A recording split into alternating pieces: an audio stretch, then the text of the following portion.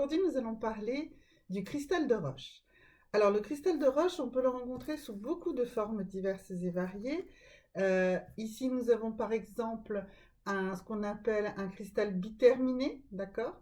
Il a poussé des deux côtés. Et celui-là a une particularité, il a à l'intérieur de lui un fantôme d'améthyste. Ça s'appelle un cristal Shambhala. On en reparlera tout à l'heure. Il peut être extrêmement pur comme celui-ci, ou presque extrêmement pur. Là, nous avons un cristal de roche de Chine. Voilà, il est également biterminé. Voilà, donc c'est un très joli cristal. On peut avoir aussi comme ça un cristal où on voit qu'il a poussé. On a une pointe de cristal, voilà, comme ça. Donc celui-là, il est... dans tous les cas, les quatre morceaux que je vous montre là, ce sont des pierres brutes. D'accord? On peut avoir un amas de cristal comme ça. Voilà, celui-là, on voit bien qu'il est beaucoup moins clair. Donc celui-là, j'en ai déjà parlé dans de précédentes vidéos. Moi, je m'en sers beaucoup pour recharger les différentes pierres que je pose dessus. Voilà. Celui-là, il a été vraiment pris dans la nature. Il a été trouvé en réalité dans les Alpes. Voilà. Et puis ensuite, on a du quartz quark, pardon, du cristal quark, excusez-moi, qui est celui qui est le plus souvent utilisé pour faire des bijoux, comme ici un collier et un bracelet.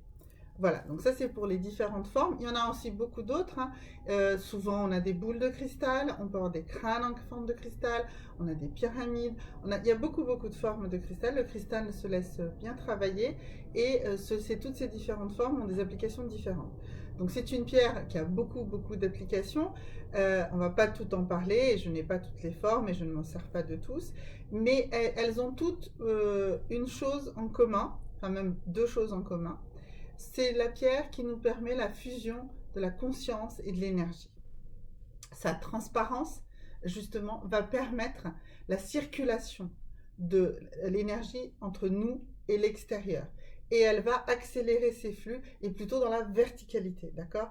Donc vraiment, c'est une pierre qui va toujours aider à accélérer, à amplifier la circulation de l'énergie et notre connexion avec la conscience dans la verticalité. Donc du coup, quand elle est utilisée par exemple pour ce genre de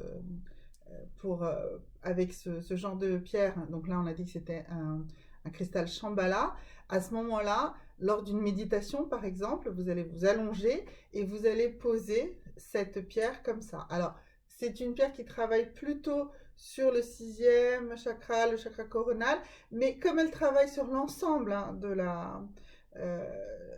des chakras, enfin du flux de l'énergie, donc on peut la poser tranquillement comme ça lors d'une méditation, par exemple. Voilà. Euh, donc c'est une pierre qui va nous permettre vraiment de trouver un assemblage entre notre profondeur spirituelle et notre corps physique. Ça va également, donc ce qui est à l'intérieur de nous, je vous ai dit, ça va vers l'extérieur. Donc notre conscience, notre profondeur spirituelle et notre corps physique. Ça va nous permettre d'harmoniser ces deux éléments.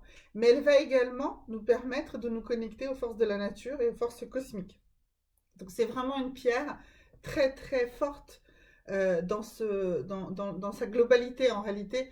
Elle nous permet vraiment d'être à la fois bien dans notre spiritualité, d'être bien dans notre corps physique et d'être bien avec les forces de la nature et avec les forces cosmiques. Donc euh, c'est vraiment pour ça une pierre très puissante. L'autre élément qu'elle a, c'est qu'elle va avoir une capacité à augmenter le pouvoir des autres pierres.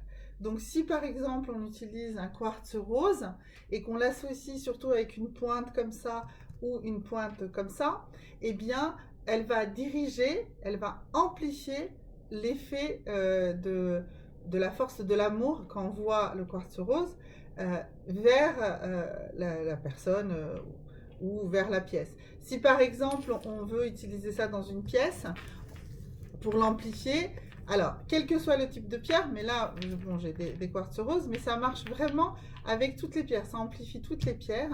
Et bien à ce moment-là, vous allez poser comme ça, vous voyez, je ne sais pas si vous voyez bien, j'espère qu'on le voit bien. Voilà, on va poser la pointe de quartz rose, de cristal de roche dans les quartz roses, excusez-moi, et ça va nous permettre d'avoir une diffusion de cette force d'amour dans l'ensemble de la pièce. D'accord? Dans ce cadre-là, on peut utiliser parfois des pierres plus petites, poser ça dans une coupelle. Voilà, si vous avez des pierres plus petites, vous utilisez une pointe un petit peu plus petite et vous mettez ça dans une coupelle et ça marche très très bien.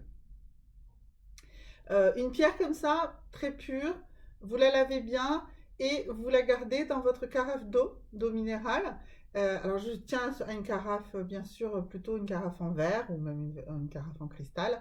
Et vous la gardez dans la carafe et ça régénère merveilleusement l'eau que vous allez boire. D'accord? Alors, donc je vais revenir quelques instants sur le quartz Shambhala. Donc, vous voyez, il est un petit peu moins clair que les autres parce qu'il a un fantôme d'améthyste dedans. D'ailleurs, les quartz sont très répandus sur la Terre, un petit peu partout, il y en a vraiment partout, et ils sont souvent associés à d'autres pierres. D'où aussi cette notion qu'ils amplifient l'énergie de toutes les pierres auxquelles ils sont associés. Donc celui-là, associé par exemple à une améthyste Veracruz, j'en ai montré une dans une autre vidéo, eh bien, lors d'une méditation, ça va vous permettre de capter vos guides, de vraiment amplifier votre, par exemple aussi votre médiumnité, très dur à dire, enfin, vos capacités de médium, pour faire plus simple. Voilà. Ça va également vous permettre de faire toutes sortes de soins de votre énergie spirituelle ou celle de la personne, si vous-même vous appliquez un soin à quelqu'un d'autre, eh bien ce sont des pierres qui vont vous permettre de procéder à ce type de soins. Voilà. Elles sont, comme je l'ai dit, à poser sur soi. Donc si vous allez travailler un soin et que vous avez vraiment besoin de retravailler l'ensemble de la verticalité, eh bien vraiment, je vous propose plutôt une pierre de ce type-là. Ça fonctionne très très bien. Donc ensuite, c'est une pierre qui peut être portée sur soi. Donc là, je ne vais pas forcément m'étendre sur ses qualités physiques parce qu'elle est surtout associée avec d'autres pierres pour ce genre de choses. Elle travaille vraiment sur la conscience et sur l'énergie, mais elle est également renommée quand même pour, si elle est portée autour du cou, ça c'est dans la médecine de Saint-Hildegarde, eh bien, elle peut aider au fonctionnement de la thyroïde. Donc, ça peut être très intéressant. Il faut la porter un certain temps autour du cou, quand même pour que ça commence à agir. Mais portée autour du cou, elle est très agréable et elle peut donc faire, sur le plan purement physique, agir sur la thyroïde. Voilà. Ensuite, elle peut être très bien portée en bracelet, à droite, à gauche, parce que en réalité, vous allez toujours la porter associée à une autre pierre. Donc vous allez avoir un bracelet d'une autre couleur qui va correspondre à une autre pierre selon ce que vous souhaitez. Et vous allez facilement associer les deux bracelets ensemble. Et du coup, vous allez amplifier l'énergie de la pierre que vous avez choisi de porter selon ce qu'il faut la porter à droite, à gauche, selon ce qu'on souhaite qu'elle fasse. Voilà, donc c'était on va dire une petite introduction au cristal de roche.